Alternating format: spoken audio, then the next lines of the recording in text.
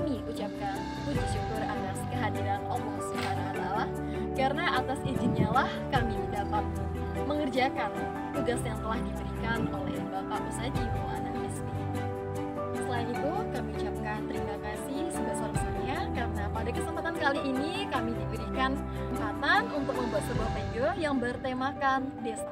Nah, jadi di sini kami akan menjelaskan tentang apa sih itu desa, pengertian desa, unsur-unsur desa, kemudian ciri-ciri desa dan potensi yang digunakan.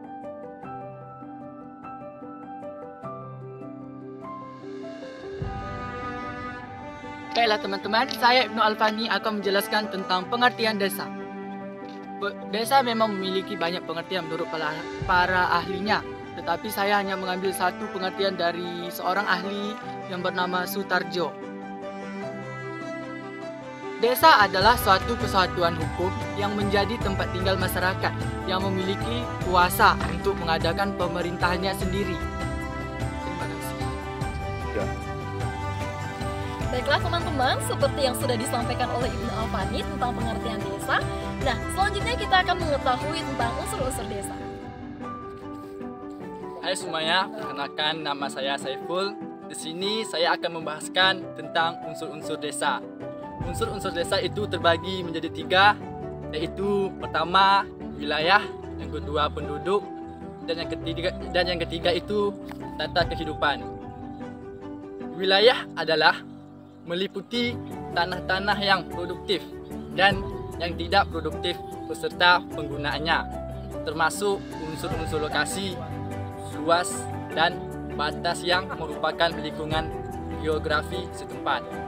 Sedangkan penduduk yaitu meliputi jumlah pertambahan, kepadatan, persebaran, dan mata pencaharian penduduk desa setempat.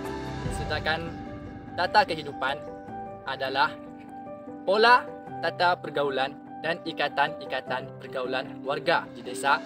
Contohnya gotong royong merupakan tata kehidupan sosial di desa sebagai bentuk ikatan keluarga. Sekian penjelasan dari saya. Terima kasih. Baiklah kawan-kawan, karena tadi sudah dijelaskan tentang unsur-unsur desa. Nah, pada kali ini akan ada orang yang menjelaskan tentang ciri-ciri desa. Berikut. Baiklah teman-teman, saya Rizka Wisuci yang akan menjelaskan ciri-ciri desa. Beberapa ciri-ciri desa yang bersifat universal yaitu yang pertama, desa pada umumnya terletak di atau sangat dekat dengan pusat wilayah usaha tani, seperti pada saat posisi saya sekarang ini. Terus, desa itu sesuai dengan wilayahnya, kegiatan ekonominya yang sangat dominan pada bidang pertanian, seperti contoh di belakang ini. Terus, corak kehidupan masyarakat ditentukan oleh faktor penguasaan tanah. Yang terakhir itu, populasi penduduk desa tidak dipengaruhi oleh pendatang, tetapi lebih dipengaruhi oleh sifat keturunan. Dan di desa itu juga sifat adatnya masih sangat kental.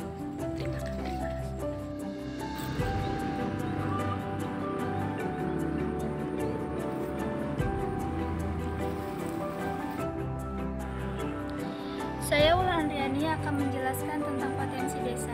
Potensi desa adalah segala sumber daya yang dimiliki desa, baik sumber daya alam fisik atau sumber daya alam sosial. Potensi fisik.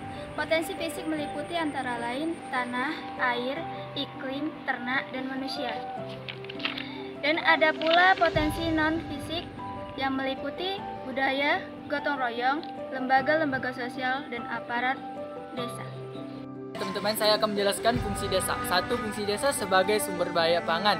2. Desa sebagai sumber daya ekonomi. Dan 3. Desa sebagai mitra pembangunan wilayah kota. Baiklah teman-teman, saya akan membahas tentang persebaran desa. Persebaran desa dipengaruhi oleh faktor-faktor fisik alam yang meliputi iklim, morfologi lahan, jenis tanah, dan sumber air.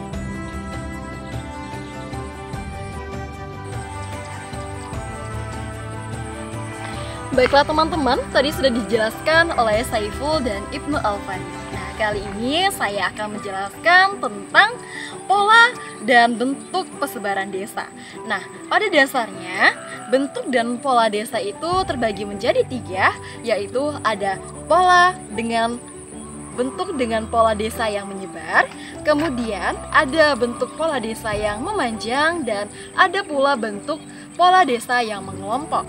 Pola desa yang memanjang itu adalah sebuah desa yang mengikuti jalan atau sungai. Nah, untuk desa kami kali ini, Desa Bantayan, kami menggunakan pola desa memanjang, yaitu mengikuti jalan.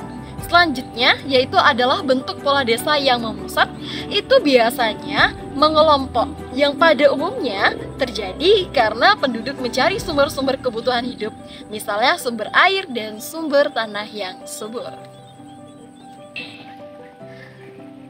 Baiklah teman-teman, di samping saya ini udah ada Bapak yang sedang bekerja di desa saya kali ini.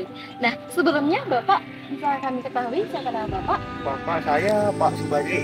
Ya, baiklah teman-teman, nama Bapak ini adalah Bapak Subadi. Subatri. Ya. Nah, Bapak, maaf sebelumnya kami Ya. mengganggu waktu Ya. Bapak, Ya, dan Bapak. ada sedikit pertanyaan yang Iya, Pak. kami Iya, iya, tanyakan. Bu. Iya, Bu. Ya. Gini Pak, Ya. yang saya bertanya bahwasannya yang paling sulit dalam menanam padi tersebut. Ya. Nah, yang paling sulit dalam menanam padi itu biasanya di kendala apa ya Pak? Nah, ini kendalanya di sini karena ini air tak ada hujan kan. Jadi intinya air.